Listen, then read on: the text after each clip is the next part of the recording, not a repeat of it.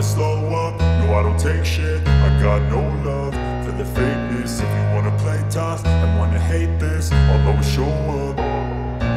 I don't ever slow up, no I don't take shit. I got no love for the fakeness. If you wanna play tough and wanna আপনাদের সময় অনেক টাকা কিন্তু আপনি ভালো নেই কেন ভালো নেই কারণ আপনার এই ভালো নেই শব্দটা যদি দূর করতে হয় তাহলে আপনার চলে যেতে হবে ভালো নেই নিরাময় কেন্দ্রে আর সেই নিরাময় কেন্দ্র কোথায় সেটা হচ্ছে জিম আর দেরি না করে আমরা চলে যাবো হচ্ছে জিমে তো আজকে ভিডিও দেখা হচ্ছে জিমে চলুন আমার সাথে আজকে হচ্ছে ফার্স্ট এড জিমে আসলে কি কি থাকতেছে তো আমি আজকে আপনার সাথে শেয়ার করবো তো দেরি না করে চলে যাবো ফার্স্ট এড জিম ভিডিও তো প্রথমে হচ্ছে আমি হচ্ছে বয়টা কিন্তু ওয়ার্ম আপ করবো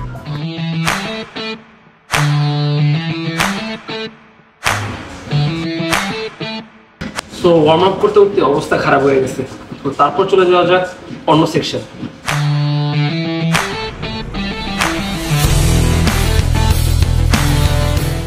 যদি হচ্ছে এটা আমার খুব ফেভারিট পুশ আপ পারা এই পুশ আপ পারবো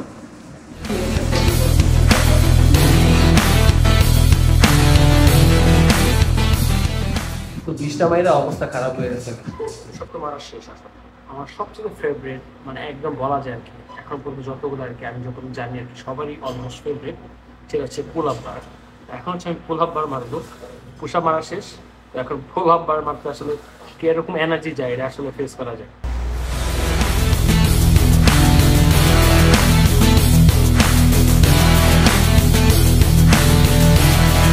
তো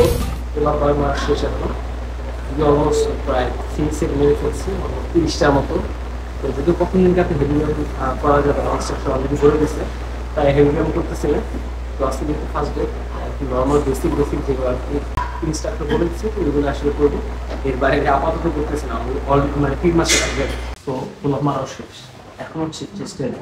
এটা নাকি চেস্টে কিন্তু খুব হেল্পফুল এটা মেশিনটা আছে এখন হচ্ছে চেস্টে এটা মারতে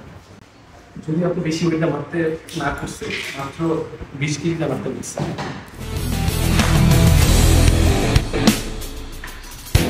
আসলে অনেক লাগে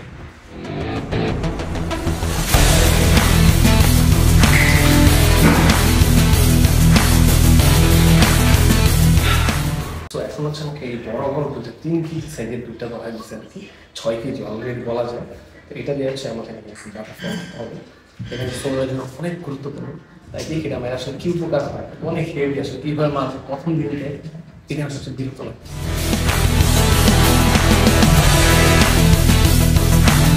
ঘাড় হচ্ছে আমার শোল্ডারটা অবস্থা খারাপ এখন আমার ইনস্ট্রাকশনে মনে হয় মাথা পাগল হয়ে গেছে 6 কেজি 3 কেজি নিতে পারি না 6 কেজি 6 কেজি অলমোস্ট 12 কেজি এক একটা এখন আমাকে ডাম্বেল প্রেস মারতে হবে এটা এই দুইটা দিয়ে তো যেহেতু দিছে মারতে হবে তো কি আর করার মালিক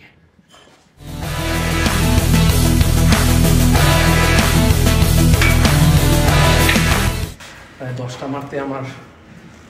মনে হইতেছে আজকে জীবন বেড়াই গেছে তো যাই না আমি ওকে বারবার কোশ্চেন করতেছি ট্রেনারকে যে কেন প্রথম দিকে আমার একটা হেভি ওয়েট এত এক্সারসাইজ করা হচ্ছে আপনাদের কাছে কোশ্চেন রাখলো তারপর অনেক রিকোয়েস্ট করার পর ট্রেনারকে ট্রেনার আমাকে বলে এই বারটাকে নন ওয়েটে মানে এতে আর কোনো ওয়েট লাগানো লাগবে না কিন্তু এটার যে ওয়েট আসলে বুঝাইতেছি না ভিডিওতে আমি আসলে ট্রুলি জানি না কারণ এটা তো এটার যে ওয়েট আমার এটাতেই তো হয়ে গেছে আমার ওয়েট লাগানো কি দরকার তো এটাতে এখন বাইসেপের জন্য নাকি বাইসেপ বড় করার জন্য ওটার জন্য আসলে মারতে হবে তো এটা ওয়েট বাপরে এটার ওয়েটই মনে হচ্ছে 20 কেজি তো এটাতে নাকি বাইসেপ মারতে হবে তো এখন মারছে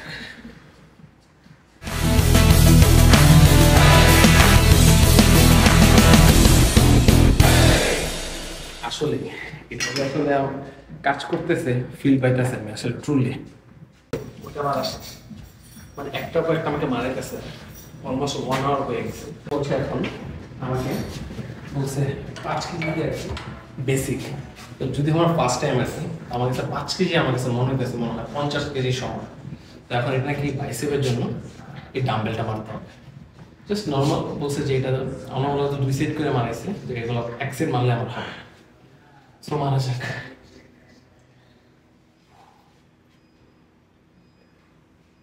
হইতেছে কিনা জানি না যদিও ভিডিও করার পারমিশন নাই, আমাকে বলছে, কারণ এখানে হচ্ছে ছেলে মেয়ে উভয় জিম করে, তো এই জন্য ওরা বলছে যে উইদাউট এনি পারমিশন ছাড়া ভিডিও করা যাবে না। তো আমি যদিও রিকোয়েস্ট করার পরে আর কি আমাকে ভিডিও করতে দিচ্ছে। আমাকে মারতে বলছে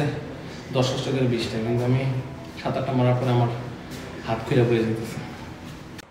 ও মাই গড, 6 কেজি যদি একটা মারাইছিল 2টা দিয়ে,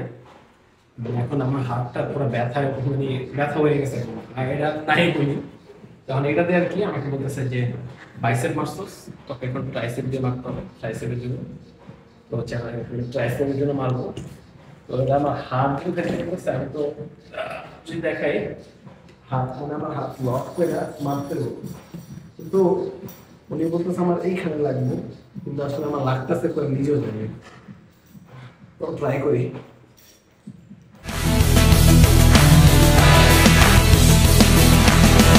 পরে বললাম,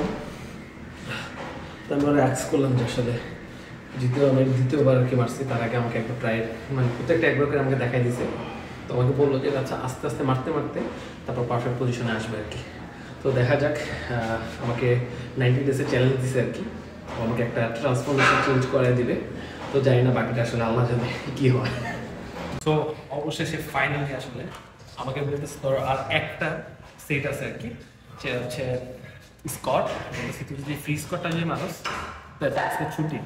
তো অনেক বলার পর আসলে ছুটি পাইতেছে আর কি। তো ফ্রি স্কট মারতে আমার সবচেয়ে বোরিং যদি লেগে থাকে একটা জিনিস, হচ্ছে ফ্রি স্কট। স্কটটা মারতে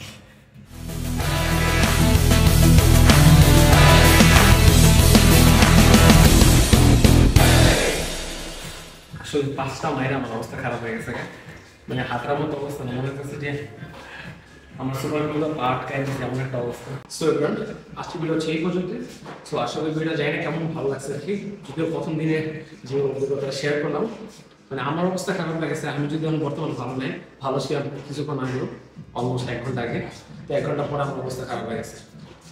সো আর কথা না বাড়িয়ে তো দেখা হচ্ছে নতুন কোনো দিনে নতুন কোনো একটা ভিডিওতে। আর 90 ডেজ চ্যালেঞ্জের যে কী রেজাল্ট আসে, তো সেটা আমি আপনাকে শেয়ার করবো ঠিক 90 ডেজ পরে। তো এর ভিতরেও ছোটো ছোটো কিছু রিলস শেয়ার করবো, আইডিয়া আছে আর কি। তো সবাই ভালো থাকবেন, সুস্থ থাকবেন, বাই বাই, টেক কেয়ার, আল্লাহ হাফেজ। বাসায় যে অবস্থা